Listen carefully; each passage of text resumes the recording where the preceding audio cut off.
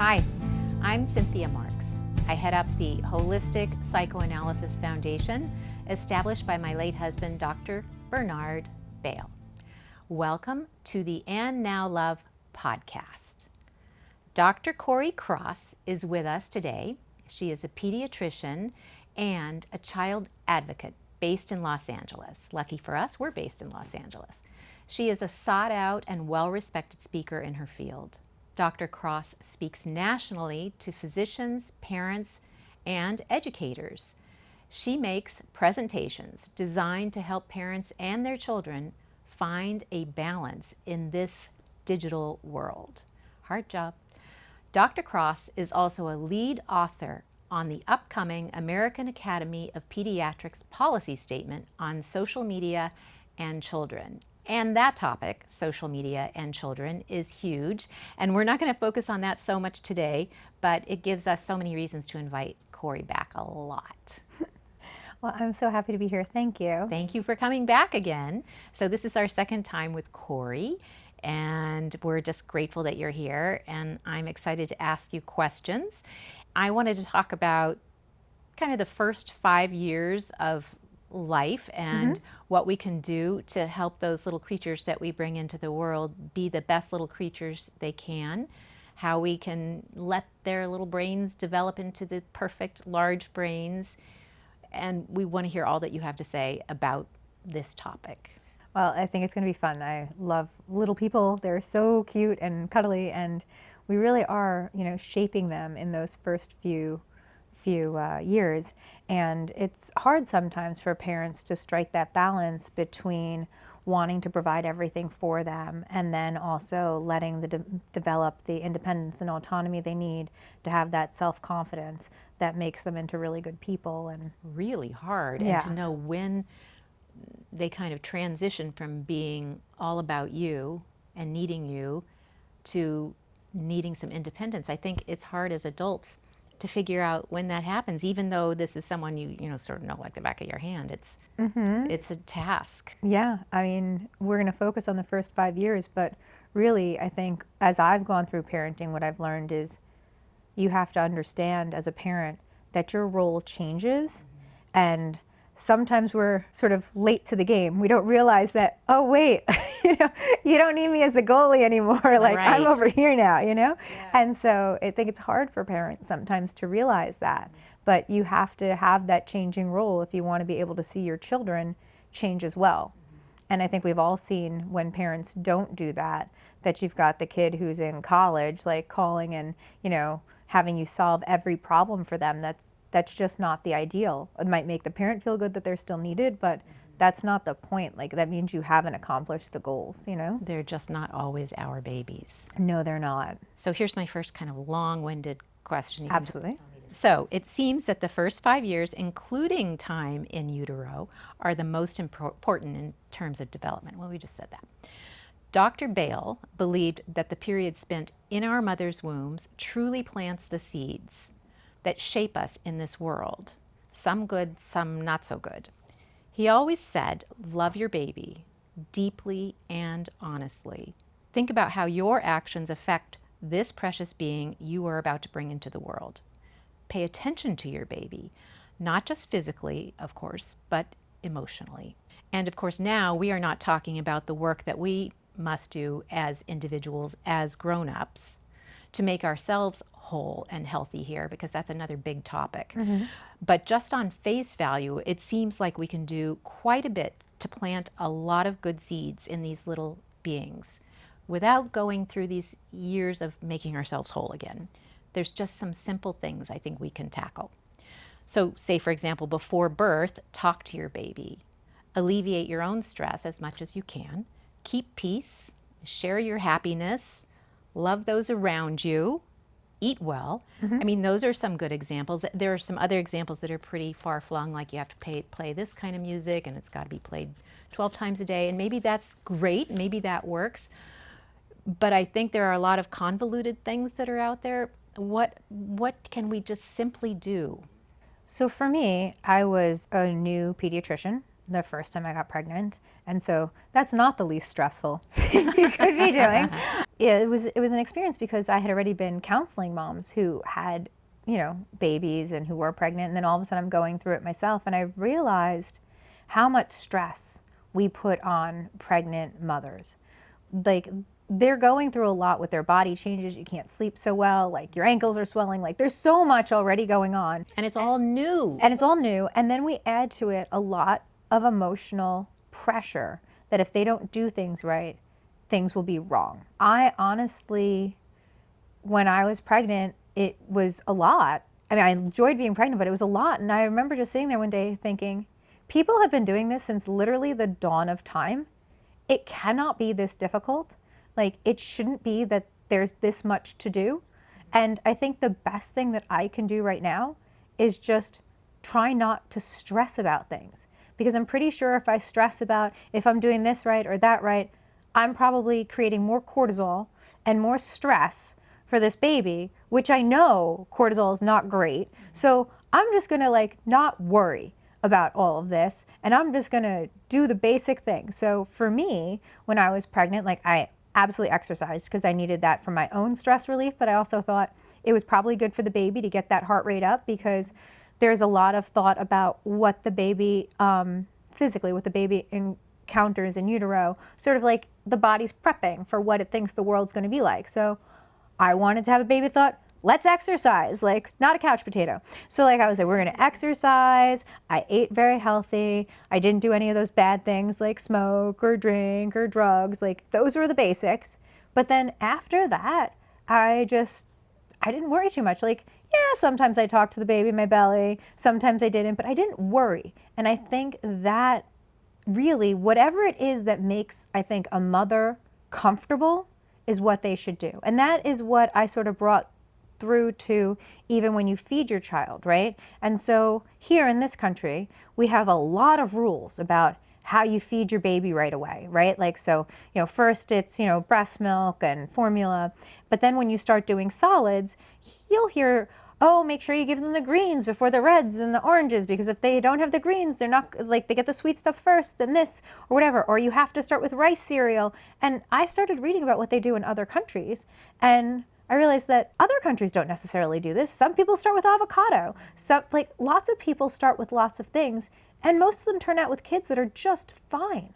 So when I would have moms who would come in, they'd say, well, I'm giving just greens and I haven't given, anything red or orange because I don't want them to have a sweet tooth. I was like, is that what you want to do? If that's what you want to do and that's making you feel great, awesome. If that is stressing you out and you want to give smushed banana, go for it. Because it really is about, if you have a happy mom, then the baby is better off. And that's what I really believe. If you have a happy, non-stressed out mom who can give you the love that they're feeling and they're not overwhelmed with all of the other just logistics that really aren't that important, you're going to be better off. So go ahead and feed sweet potatoes before peas. It doesn't actually matter. Start with an avocado. We might get some comments on this one. But what I ended up doing, I just did what was easy for me. I was Italian. I was like, how many things could you actually be allergic to inside a meatball? Probably not. So mush up that meatball and that's what you're going to have. It was fine. I just make life easy for yourself. But some of those rules are so oppressive, and you talk amongst your friends and, Betsy's like, did you hear? She's giving the reds before the greens? No wonder the kid's There's a lot of competitive parenting, right? You don't realize it, but a lot of times when you're going to those groups, you're going for camaraderie, you're going to learn, but there's a little bit of competition going on. And I think the best thing a parent can do or a mom can do is just not buy into it. Right. Be like, that's great for you. I'm doing this. Yeah, and trust your own gut, Instinct. let's say, yeah. But the things that you said, well, yeah, I'm not going to drink alcohol, I'm not going to smoke. I mean, there's sort of like a base. Right. That's actually based in science, right? Alcohol is not good for a fetus. Smoking, not good for a fetus. Not good for us anyway. Exercising, great for everybody. Those are basic things that we can all get behind. But other things, I think, if they make you feel good and you feel, because some people feel more in control, and that feeling in control is good for them. Yeah. Then great. Some people just don't want the extra stress. That's fine too. I think keeping your stress level down and being able to focus on the fact that this is supposed to be fun, this is supposed to be a good time, this is supposed to fill you with love, that if you're getting sidetracked from that, you're doing it wrong. Yeah, it should be exciting and fulfilling. I can only imagine that as a pregnant person thinking about birthing this child, and it's your first time and it's overwhelming and you don't know what it feels like until you feel it. There's so many different things you can hear about the right way to do this. Oh yeah. I mean, you have to learn to settle with yourself. And we even stress moms out with, they think that they should come in with a birth plan, right? And every time a mother tells me they have a birth plan, I'm like, well, that's lovely. However, but just be prepared that sometimes the baby doesn't know the birth plan, right? And isn't on board with that birth plan. And you may need to pivot. And if you do, everything's not going to go wrong. Like if you end up having to have an epidural and you didn't want to, if you end up having to have a C-section and you wanted to do natural birth, getting out a healthy baby is the most important thing. And whether or not that child heard Mozart while you were giving birth or not is not the most important thing. The most important thing is focusing on everybody being healthy. And I think sometimes when we give parents so many choices, they start to feel like they're supposed to make everything perfect. Yes. And if you just think about the fact that there are so many amazing individuals in this world who didn't have perfect lives, but are awesome, loving people, it usually, it works out. Just keep your North Star and keep your love in the right place, and it works out. That's perfect. Yeah. I can remember when I was pregnant and I was one of those that I'm doing this without an epidural. I'm going to be just fine. I'm so strong. And there I was suffering, and I finally raised my hand. Nurse, how do you know when you're ready for an epidural? Because it was so against what I wanted to do. And she goes, well, you're asking that. It was probably a few hours ago. Yeah. So I just think we need to keep the stress level down. I also think that I have a real issue with sleep training. Let's hear about it. So for me, and as a pediatrician, we do know that SIDS, so sudden infant death syndrome, is something that we worry about. And keeping a baby in the room with the parents in those first 6 months is really the best and safest place for them to be, but not in their actual bed. And so for me, what I did was we had a bassinet, a pack and play that we put right next to the bed. And that made it really easy because my daughter had her own safe sleep space, but I could also get to her easily, nurse her when she needed to without leaving. And for me, we just kept the lights down, and I figured if she didn't feel wet or gross, the better was not to change the diapers, just feed, go back to bed. And so that made it very, very easy. But I also think I could kind of smell her, she could kind of smell me. It helps them to calm down and sleep really well because they hear you breathing. Because if you figure a baby who's not in the room with you, if you think about nature, a infant that's separated from its mom should cry, right? It's like, hey, you dropped me in the forest somewhere. Right. This is where I am, right? Come get me. They shouldn't just be totally fine, right? So you feel like they should have some instincts that if they wake up and they don't hear or smell you, they should make noise. So I think that actually having the baby near you helps. Well, what is it that is sort of the popular mode right now? So I think lots of people do that. Lots of people co-sleep, which is dangerous because I think we get extremely tired, overtired, as anybody who's ever given birth knows. I sometimes think when I was in that sort of first few weeks to months, I'm like, wow, I am one night away from completely losing my mind. And so you can imagine falling into such a deep sleep that you could roll over onto the child, right? And you often have two people in bed. Yes. And so that's not the safe place. But so lots of people unfortunately do still co-sleep, or they'll put them in a bedroom on their own with a monitor. And that's fine if that's what you need to do. I just think that sometimes you do have a baby who cries more. Basically what we did was, we did this with all three of our kids, we moved her from right next to the bed to then a little bit of across the room as she got older and I didn't need to nurse her in the middle of the night, and then eventually into her own room. And when we actually brought her into her own room, instead of putting her right into the crib, which was a much bigger space than the little pack and play bassinet thing that she had gotten used to, we put the pack and play in the room. So she still had the same bed and the same, everything was the same for her, but now she was in her own room. What they sort of tell you to do is to let the baby cry, and then you go in intermittently, and then like you slowly to make it longer and longer until they wake up and they know you're not coming, and so they don't cry. My husband had read all about this, and he's like, this is what we're supposed to do. And we tried it maybe for 20 minutes to a half hour.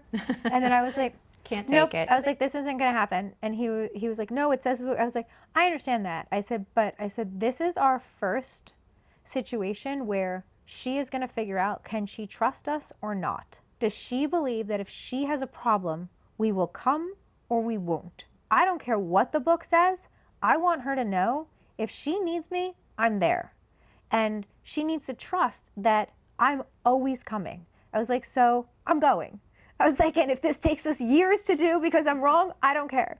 We didn't move her to her own room probably until she was about 6 months. She stayed right next to me because we were nursing so much. And then like it was probably another 3 months where she was across the room.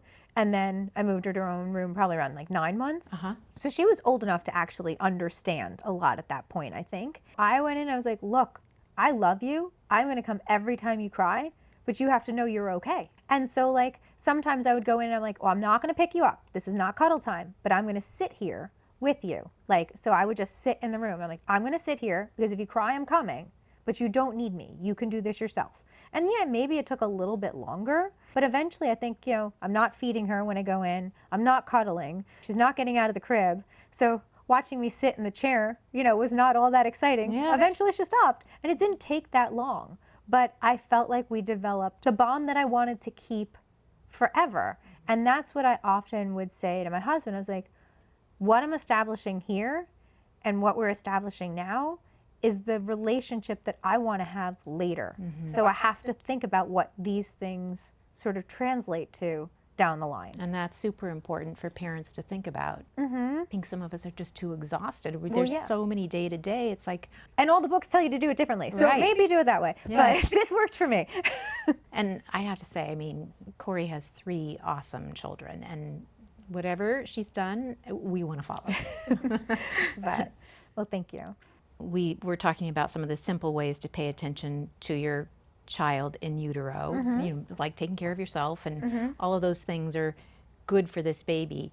Now that your baby is with us, you've birthed this little creature. What is that? What does attention mean? How do you pay attention? It seems like such a simple question, but how do you really pay attention to your kids? Are you with them? Are you playing a game? Are you looking in their eyes? Are you playing music you think they might like or would soothe them? What is that? I think the most important thing for parents is to be present. And that doesn't mean you're physically there. It means you're actually emotionally there. So you're not bouncing them and looking at your phone. Exactly. I mean, there are times when we have to do that, but I think there has to be a conscious effort to be present. So there can be times when, you know, you're feeding and you're watching a TV show and the baby's half asleep. Like, that's fine. Like, we all need that time to zone out because, again, it is a constant as a mom. So you do need that zone out time that makes you a better mom if you have that time to regroup. So that might be looking on your phone or whatever while you're doing other stuff. But it also means that throughout the day, you need to find time to like look at the baby in the eyes, smile. They're looking at your face. They're trying to get those reactions. They're learning all about communication by looking at your face. It's why their eyes can focus this direct distance when they're born. That's what they can see, right? That's what they're meant to look at and try to understand. When I make this face, she makes that face. And when you make a particular face, there is a feeling, like if you were angry or sad, that feeling that you have of anger or sadness would show up. Absolutely. Even when you're not face to face, when you're taking the baby out on walks, you're speaking. You're always talking, right? And so that's really important. The amount of words that a baby hears really helps them to develop a vocabulary, and it just helps to calm them down. So you want to be speaking to your baby, even though they're obviously not speaking back, right? And so it doesn't mean that you're making even gibberish. You just speaking, like you can talk to them. And then also just spending time being silly. So it's like very quickly you can hide things or play peekaboo or whatever it is. They're supposed to do a lot of tummy time. So, you know, putting them on their bellies, they don't like that. So get down there on your belly with them and be like, yep, this is what we're doing. Yep, we're both doing it. We're both doing it. Want to roll this ball around? Like, watch mom roll it back and forth, and they'll watch it. Just being silly, like that's really what it's about in the beginning is, maybe paying attention when you're feeding them. It's just paying attention to them and talking. And there's a lot of what we call technoference, where like, you think you're with your child and you're putting the time in, but you're doing this, you're checking emails. And yeah, we're working parents. Like, we have to do that. But there has to be some time when we're not doing that. And when you are doing that, even with your baby who can't speak, do you say to the baby, okay, mommy needs 5 minutes to take care of this business phone call. I'll be right back with you, 5 minutes. Yeah, I don't know at what age they can actually understand that, but I will say as they get older, that's very important, right? As they get older, it's super important that if you need to check out, you say that, you do it, and then you come back. That's important both because it's modeling the behavior that you hope your child's going to have when they finally have a device, right? You don't want them just looking down every time they're supposed to be talking to you.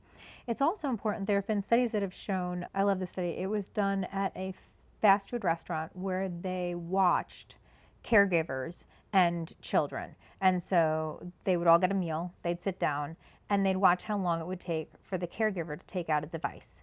And then they recorded what type of behaviors they noticed from the children once the caregiver was distracted on the device. And the caregiver could even be a mom. Right, like since the person never interacted, they didn't know if it was a mom, a babysitter, whatever, right? So they just said the caregiver. What they did notice though is that once the caregiver takes out the device, the children would start to act up, right?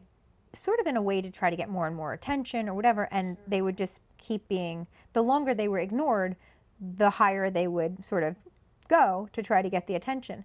However, if the caregiver took a phone call, like somebody was like, wait a second, I just have to take this call, the children actually didn't act as badly as if they were sitting there doing something on their device. And it seems like the kids understand, oh, somebody's calling, you have to take that now. And then you're going to come back to me, and that's okay. Whereas if you're just distracted doing something instead of paying attention to me, it feels different. And so I think parents need to realize that the kids are looking for those moments. So if you're going to take your kid out to eat, try to be there and be present. And if you can't and you have to answer like 6 emails saying, okay, I'm going to eat with you, and then while you're finishing that, I have to finish these emails, and I just have to do it, and I'm sorry, right? Like, acknowledge the fact that you're not paying attention to them, and I think that that makes them feel better. Because we all want that respect. Sure, and it certainly lets them know you haven't forgotten about them and that their feelings are important to you. Right. Or, something along like, yep, I know sometimes it stinks that we have to work and do this at the same time, but isn't it better that we get to do this, together and we don't have to work all the time? So Yeah. I just have to split this time. It's not what I would like. I would much rather be with you, but this is what I have to do. Yeah. Right? Like, just letting them know that they're important to you goes a really long way. It's just communication all over the place. Absolutely. So this level of attention for some of us just gets harder because we've been given additional tasks as time goes by. Perhaps now there's 2 babies. Perhaps now we're working from home and we're taking care of 1 baby or 2 babies. We may have other children to attend to. How do we round ourselves out to be able to manage the day-to-day, to pay heed to our own needs and our own worries, and give the attention to our children that they require? Is there an amount of time or a certain type of attention that could be prescribed? Like, am I allowed to be distracted for X amount of time before I start to upset my child? I think it's sort of like buckets. If you're doing a great job filling that bucket, then you've got a lot of reserve that on the days where you need to step away and you need to do your own thing, you've filled them so far up that they may not like that you're not able to be there, but they bounce back quickly. But if you're not filling the bucket, then the reserve isn't there. I see. And so I think that it's a little bit of that. I also think that as parents, and particularly moms, like, we always talk about work-life balance. But for me, and maybe again, it's because I was working a lot as a pediatrician when I had my children, you're not balanced on any given day. Right? On any given day, you might feel like you're tipping one way or the other. But for me, I always thought if I can balance the week, If I can balance over like a little bit of a longer period of time, then I don't have to worry that today I worked this shift and I didn't see the, like, try to balance, because I think when we try to balance every day, sometimes we feel extremely overwhelmed, and there's going to be days where you have more work to do and days where you have more free time. So I think that that's important. I don't know that there is a threshold. I also don't know that it's about the quantity of time. I think that it's about, a lot of times, not even just the quality, but just the connection when you're there. And I say it's not about the quality because it doesn't matter if you're going out and doing something uber fun. It's that you're super present. And so when we had our second daughter, I was nervous that my first daughter was going to feel sort of neglected. And she had been my world for And forever. how old was she when your second daughter was born? 19 months. What we started doing was she and I'd take her on my like CVS runs when I had to go and buy stuff. And we'd go in and we'd get one of the little like 6 packs of like Oreo cookies. We're going to get some comments on that. Yeah. And, you know, she loved those. And we don't have a lot of cookies at home, so it was always like a treat. And we would go and park on the top, on the roof, where there wasn't a lot of people that we'd see and we'd know. And we'd put on music, and I'd let her sit in the front seat of the car, and we'd play music and put our feet up, and we would eat our Oreo cookies. What a treat. And it was so much fun. And then I would say, okay, I was like, this is our check-in time. I was like, because, you know, this is mommy's first time doing this. And I always say that, like, this is my first time. And I say that even now, raising like teenagers. This is my first time around, so if I'm doing something really wrong, please let me know. And so I would tease her and I'd say, well, this is my first time doing this. I was like, how do you think it's going? Like, do you think it's all working well with the new baby? Like, do you think mommy and daddy should be doing something different? You know, do you have any suggestions? And, you know, she'd sometimes think and she'd like talk, but it also got her talking about how she felt. I'm like, well, how are you feeling? Like, do you think this is working out? She would chit chat a little bit, but it also made her feel like she was part of the adult crowd, like part of the team trying to figure out how to get the baby to fit in, and wasn't just about how she was feeling, but she felt part of us. The baby is almost as important to her as to her parents. Yes, and so I think that really worked well. It was years later, my 2 daughters were in middle school, and for Mother's Day, they got me a giant package of Oreos. And they're like, this is because you always take us out for Oreos to chit chat. I was like, I do. That's so sweet. You know, so I think it's like, and that left a lasting impression. So I guess my point is that it doesn't have to be expensive. It doesn't have to be, you know, big chunks of time. Like, all I had was 5 extra minutes going to CVS. Like, Yeah. That's all I could spare. But look at that memory that they brought back Right? and shared with you. And it's about repeating it, right? It's about making it, because I think that's the thing. Even with little kids, we don't think about how much they need to talk or they need to have that one-on-one. It needs to be something that's consistent so that they can depend on it happening again, so that if they have something to say, they know that that time is going to come and that they have that space to have those discussions. And I think that that's important when they're little. I think that's super important when they're teenagers too. If you consistently make that space, they might not need to talk all the time, but when they do, they'll know how to find you. And I'm sure you still make that time for these 3 kids. I try, but I mean, everybody who has older children know it gets more and more difficult, but you have to carve that time out. Well, and they become more independent. So. Yes. I think the other thing, and I know you and I had talked about this a little bit, so I want to make sure we get it in, is there are some really great things you can do when you introduce a second child into that relationship that I think really helps for the first child to feel less jealousy and to feel just better about the whole thing. And I think that, you know, you can understand if you're in a relationship with somebody and then they bring somebody else home, like, that's a little jarring, Yeah. right? And that can be a little nerve-wracking. And as much as parents we understand it, I'm not sure the siblings always do. So one of the things I told my daughter is we had watched The Grinch a lot before her sister was born. And the end of The Grinch, the heart grows like 3 sizes. I told her, I was like, that's a lot like mommy's heart right now. I was like, right now, you have my whole heart. I said, and I know you think like, okay, here's this baby coming along and now you have to share my heart. I said, but that's not actually how it happens. I was like, just like my belly's getting bigger, I was like, my heart's getting bigger too. And there's going to be more than enough for you and her. And so we talked a lot about that before she was born, that nothing was being taken from her. In fact, I was just getting bigger, which was physically happening anyway, so very believable. Right. If this is growing, certainly that could too. Yeah, why not, right? But then somebody had given me this wonderful advice that while you're talking and feeding the infant, it doesn't actually matter what you're talking about. So if the older child is in earshot, have conversations with the baby about how awesome the other kid is. And so I would be feeding my second daughter, and I know my other one was listening, and I'd be like, what? You really love Peyton? I think she's awesome too. Just wait till you grow up and you can play with her, and she's going to be the best big sister. Oh my gosh, she's going to show you how she can do all these great things. You have no idea how well she plays. I just know she loves you to pieces already. Oh, I know you love her too. That's so obvious to everybody, but she certainly loves you too. Then like she'd come in, she goes, she really does love me. I was like, oh, absolutely. Do you see how she smiles at you? No question. Like, absolutely. Trying to like plant those seeds so that they're not having those jealousy seeds is really, really important.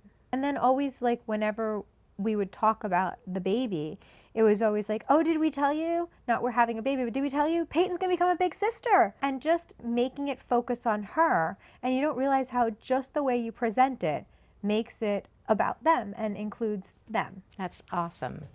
And I think too that a lot of us, you know, we're talking around our children, around our baby, not with our children or with our babies. And it's almost as if you think, what's the point? Why they're not, but they are. They are. Yeah. They suck it in. They do. I mean, I can't take credit. That was a mother of 4 who told me that. But I will say her children are all in their 60s now and still friends. So I'm taking the advice. Yeah, that worked well. And yours are all still friends. Yes. So just a little bit about this, a little bit more, because, you know, working from home has become just a super commonplace. I think it's created this new dynamic. How do we now do these two things at once? I mean, some people are still able to take their children to childcare, but a lot of us aren't. Mm-hmm. How can that balance? I mean, that's one of those moments where you're writing an email and you're shaking a rattle and, you know, somebody else needs to be fed. Yeah. Gosh, that's a lot of new stuff. It is. I will say that when I just had one child and she was very small, the sling was really, really helpful because I felt like, you know, the little ones, they sleep a lot and you can keep them close, but you still had your hands to sort of do everything. As the baby gets older, whether you have 1 or 2, you're really trying to multitask. And that is like, there's some great things about working from home because you can have those minutes together and you're not commuting. And right, that you wouldn't have otherwise had. But at the same time, sometimes you end up with no real time because it's all multitasking time. Whereas if you were going to work and coming back, maybe there would have been more of a distinction. Right. So I do think that's hard. There's a new level of complexity to working at home. And you do hear about people who it's no longer an 8-hour day. No. So the time that you would come home from work and devote to your family is now partially eaten up sometimes by work. It depends. Everybody's in a very different situation to the extent that parents can provide some boundaries to their employers and say, well, from whatever to whatever time, I'm with my family. Or really, I'm just not going to answer those emails right now.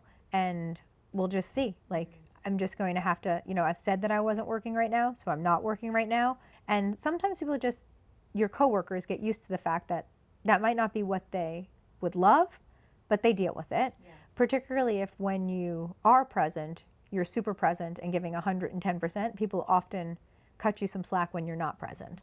So I think that's important. I think that though that is also the same with children, right? So when you are present with your children, if you're giving 110%, then they cut you some slack when you're not present. I think it goes back to, again, the whole communication thing where you say, okay, like I have to work from this time to this time and I'm not going to be able to really interact. If there's an emergency, yes, but this is this time. But then I promise we're going to go to the park for an hour and it's going to be your time, right? Or we're going to go out to lunch or whatever it is like that you're going to do. And then they can see that when it's their time, it really is their time.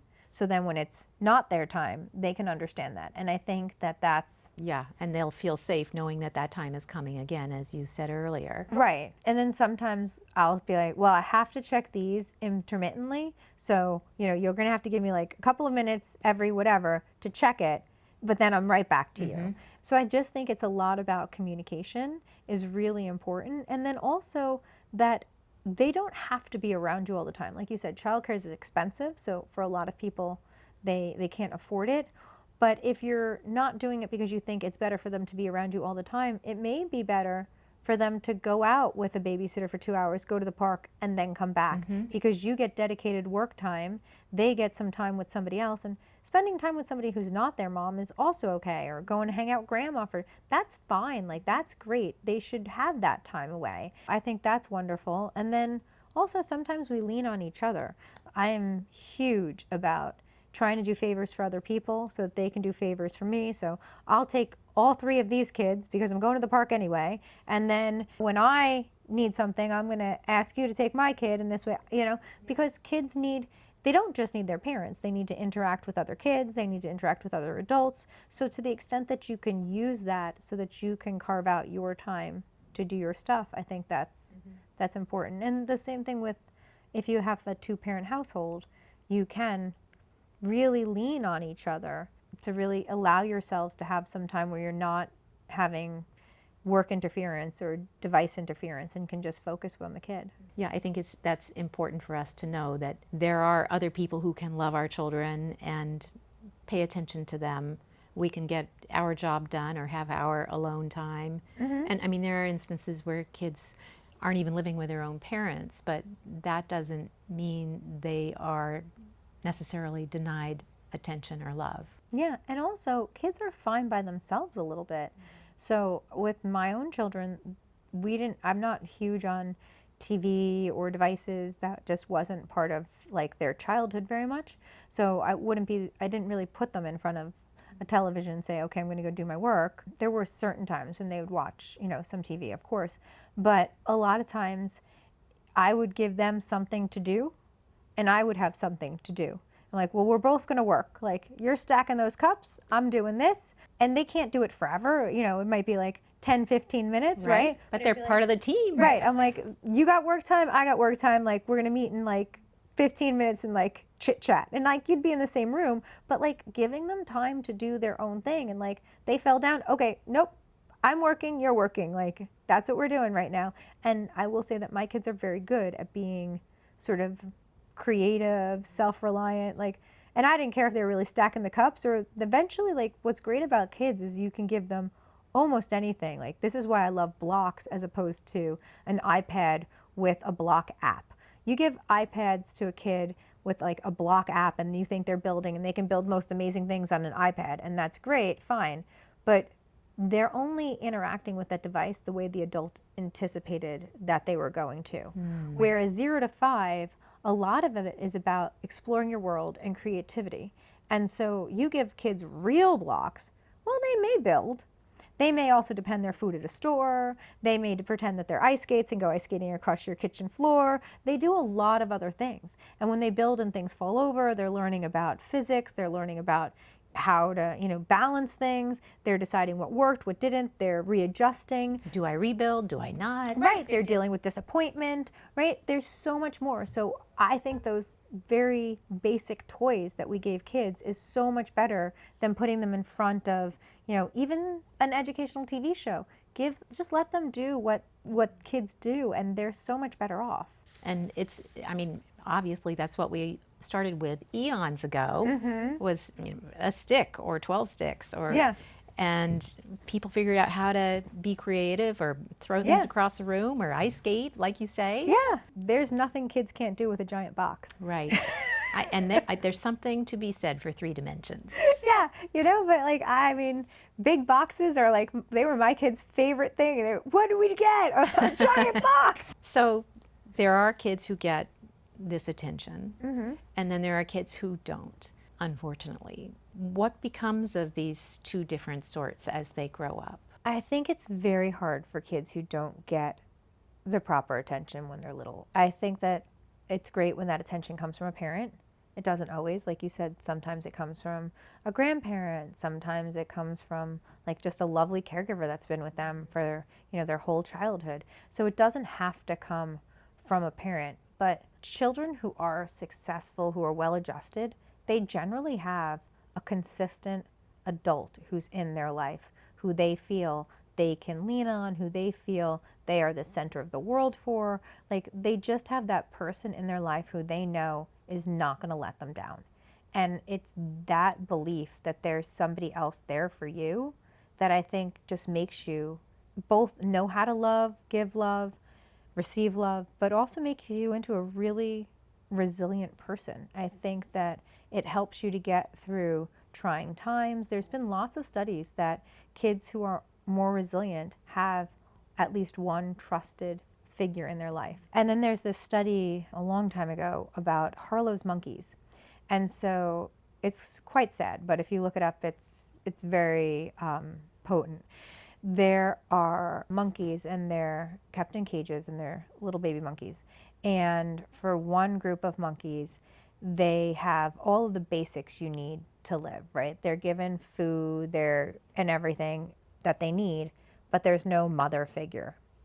The other monkeys also don't have a mother, but they're given a wire mom that's covered with like some soft stuff and the food as well. And the monkeys that had the wired mom to at least go and cuddle with and have some sort of interaction with did so much better than the monkeys who had nothing but like all of their needs were met physically but nothing emotionally.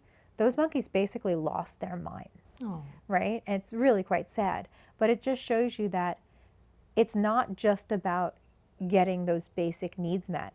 There's sort of an intimacy, a physical contact that is absolutely necessary for development. So it's just you need to be physically close, cuddling there with your child, whether they're, 2 months old or honestly whether they're 16, right? We know that even elderly people do better when they have a pet, right? Somebody to cuddle, right? We know that NICU babies do better when they're put skin to skin with a parent or, a person. They can feel the heartbeat, where they can feel the warmth. And I think anybody who's ever had like a really good hug and you're like, wow, I needed that. And you just sort of like feel the other person, you feel their warmth, you feel their safety.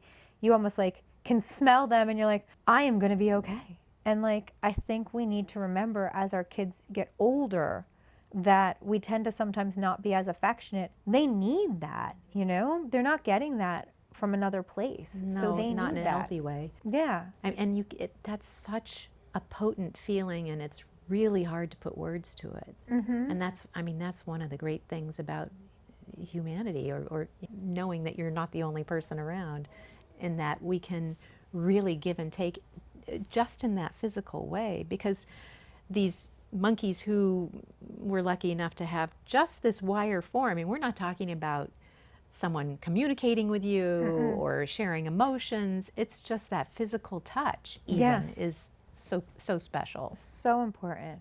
Recently I had my 11-year-old, he sat on my lap and I gave him a hug and I was like, wow, I was like, you're getting big, buddy. I was like, I don't know what we're going to do because mommy's quite small. So I don't know what we're going to do when you get too much bigger. This is going to be a little uncomfortable. You're going to be too heavy for me. And he goes, oh, I know what we'll do. I go, what? He goes, you'll sit on my lap. That's right. And I was like, there you go. Turn it around. He'll hold you. Yeah, but I just think that what I loved about him saying that is like, it was his thought that this isn't going to end, right? Like, you're going to be my person, And I think that that's important. It's fabulous. Yeah. Do some people who don't get this level of attention then ultimately go and find some amount of attention in the wrong people, that they mistake some sort of bad attention for just attention? I'm sure that can happen. I'm sure there are lots of instances where people don't get the attention from home and then they end up seeking it out from someone else who isn't exactly their best source of attention, for sure. I think sometimes, you end up spending a lot of time outside the house and end up in like maybe a group that you shouldn't be with because these people also don't have other people to go home to. So, you know, it can work that way. I mean, but sometimes you end up finding somebody else who doesn't have somebody to go home with, and they're a And you great support person, each other, right? And you yeah. support each other through it. So I'm not sure it's always that way, but I think it really does help to have somebody. And I think that it's great when you have a parent or a grandparent who loves you all the time, but I think that we can also think about children in our lives who might need a little bit more. And is it your niece or your goddaughter or whatever that you can reach out to on like a little bit more of a consistent basis and be there for them? So I think that everybody can probably think about being there for somebody. Yeah. And we're talking about children, but that's the same for elderly people. A lot of times they're very lonely. Just thinking about the fact that like sometimes those phone calls are like 5 minutes for you, They're but the only huge. person they're talking to. Yeah. And how many times do you hear someone say, oh my gosh, well, my cousin she was like my sister, where people see that they can fill a need or a void for someone. Or, you know, my mom was great, but she was working all the time, and I can't believe that our next door neighbor, you know, came over and played cards with me, and I got all that attention, you know. Right. And as a community, we just kind of have to keep our eyes open. Exactly. And you'll know when somebody needs you. And sometimes we're just so busy that we don't recognize it or We don't want to. yeah. But and it's you think it's going to be the biggest gesture that you have to make, and sometimes it's very small gestures. Yeah. But it's about consistency. So this level of communication that we maybe ought to have with our children, I think a lot of us don't take it far enough because we think we'll show ourselves as being too vulnerable, we're not in charge, we have frailties, we make mistakes. How can we get past that? I mean, because I think there's so much benefit to being able to say to your kid, okay, Mike, I made a mistake, I went away, I thought about it for a few minutes, I'm back, you know, let's talk about what I did made you feel. Why is that so hard for us? No, it's true. I think that as parents, we think we're supposed to, one, be perfect, and two, always know everything. And if we say that we don't, then we lose our credibility. And I think if you think about, even as an adult, the people you respect as leaders or the people you're willing to follow, they're not always right. They're not perfect. Right. They're not. I mean, a lot of times the best leaders or the best bosses are the ones who, you know, listen to what you're saying and then make adjustments based on the fact of what you're saying. And they're confident enough in their role as leader or as boss that changing their mind doesn't actually worry them, right? They don't think that their power comes from being omnipotent or omniscient or either of those, right? Like none of us all-powerful, really all-knowing, are. right? They don't believe that that's where their power comes from. Their power comes from just being a good leader. And I think that that's the same as a parent. I don't have to do everything right all the time. I don't have to know everything at the moment, the right way to do it. But I'm a good leader as a parent because I'm willing to listen to you and say, all right, maybe that's not what I should be doing. Or sometimes I say, well, I heard what you had to say and we're still doing it this way. Right. You know? Right. I mean, you're kind of a team, but yet you're in charge. Right. Like, I heard your point. I'm still going to do it this way, but I did appreciate your input. Yes. You know? Thank you for writing in. You know? But I always like those Calvin and Hobbes where he's always like, Dad, you're not doing well in the polls. You know? We're thinking of replacing you. I'm always waiting for them to replace me. But That's yeah. so funny. I've been in that spot a lot. Yeah. Not doing well in the polls. But I also think, like, I do talk to my kids about a lot. I think I also show my vulnerability a decent amount. And for me, I feel like if I want my kids to feel like they can be vulnerable and show their vulnerability to me, then I feel like that has to be something that I show to them. And I think that by showing them that sometimes I'm sad or I'm vulnerable or I'm scared, I think that I can show them that you can be strong, but that doesn't mean that, like, you can't always you don't always have worries, or you can't do it all on your own and you have to lean on someone. So I think that it's really important to show your kids, because otherwise you get these kids who think that A, they have to be perfect, and then B, they have to do it all on their own. Can't ask for help. Right, and they can't ask for help. And if they show you they're vulnerable, then they're weak. Yes. And that doesn't make for a healthy adult at all, right? That's exactly what you don't want, right? So for me, I think I can show them, look, I was scared. I did it anyway. And you know what? It didn't turn out exactly the way I hoped, but it turned out pretty decent.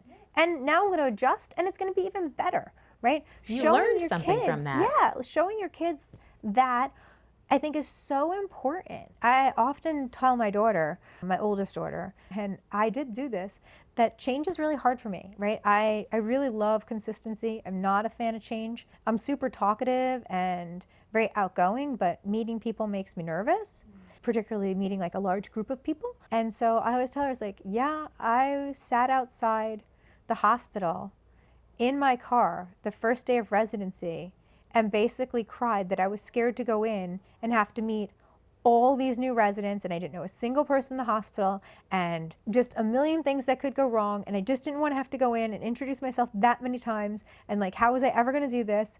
And I just like sat there and sat there and sat there, and eventually I called my husband, who said something along the lines of like, you're basically an adult, and this is something adults have to do, so get out of the car.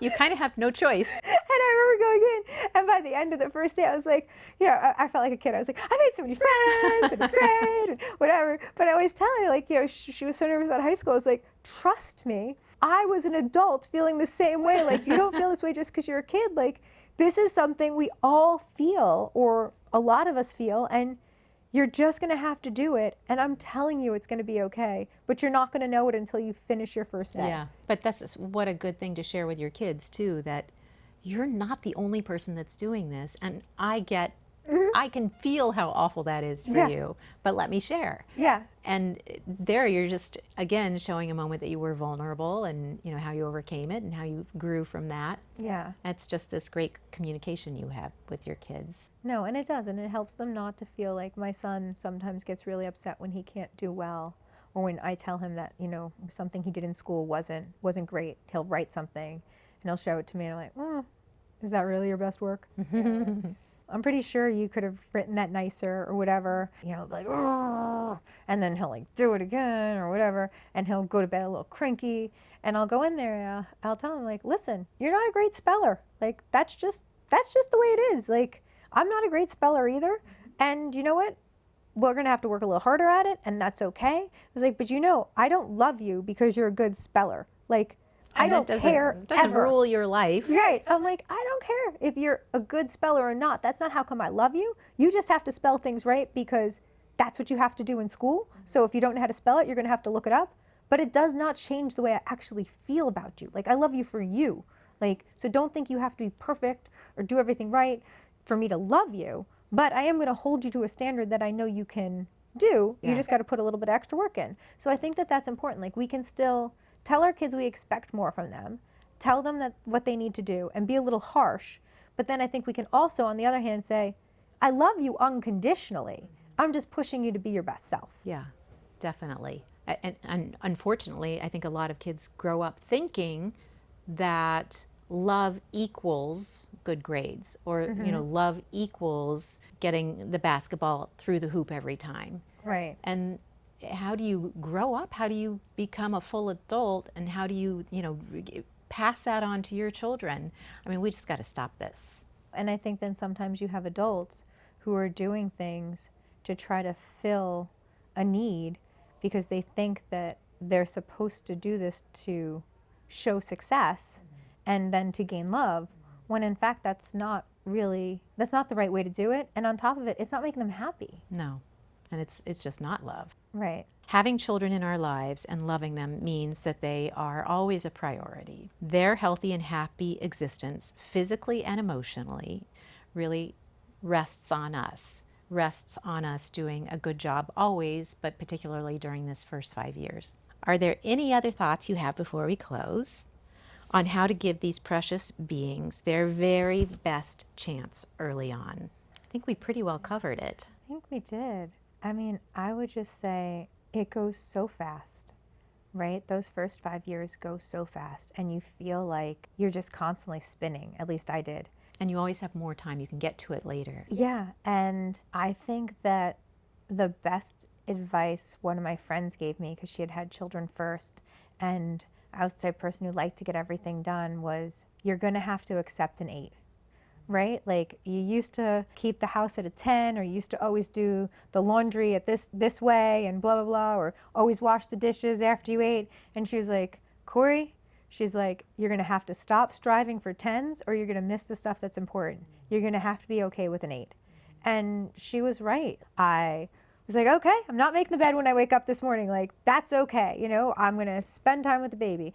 And there was just a lot of things where I just reprioritized and said, this is going to have to not be that important to me, and I'm going to spend time over here, not just because it's important for the baby, but because it gives me so much joy. Yeah. You know? There's that too. Yeah. And I think, like, letting yourself say, I don't have to do everything at a 10 is really, it's really freeing, because we try to be so good at everything. And I think sometimes we're okay with an 8, you know? And then put the 10 into the love. Like, that's where you need the 10. Yeah. So perfect that you say that. That's the most important thing. Yeah, it is.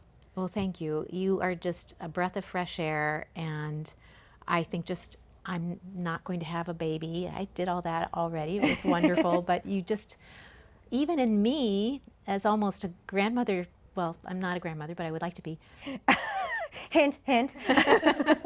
You just relieve stress. It's like, we're all going to be okay if we just kind of stick to this happiness, joy, health, love, Yeah. and know that really one another, we're the most important things. It's not about making the perfect meal or getting perfect car or whatever those things might be. So thank you for helping us focus on people and family and community.